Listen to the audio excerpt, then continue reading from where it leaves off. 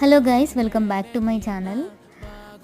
నేను ఇంటికి వచ్చేసాను. ఇన్ని రోజులు లొకేషన్ చేంజ్ అయింది కదా, చెన్నై ఫుడ్ మనమైతే అస్సలు తినలేము, చాలా సప్పగా ఉంటాయి. నేను ఉండే చోట అయితే రైస్ అయితే మామూలు స్టోర్ రైస్ లాగా ఉన్నాయి. అండ్ కర్రీ వచ్చేసి ఓన్లీ పప్పు సాంబారే డైలీ, దట్టు అదంతా మిక్సీకి కొట్టేసి ఉంటుంది.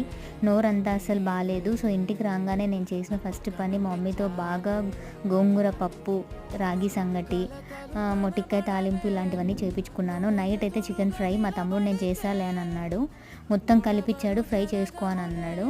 సో ఇంకేముంది గైస్, తినడమే ఆలస్యం. ఇంకా నెక్స్ట్ రేపు ఏం వంట వండాలని అప్పుడే మా మమ్మీ అడుగుతుంది.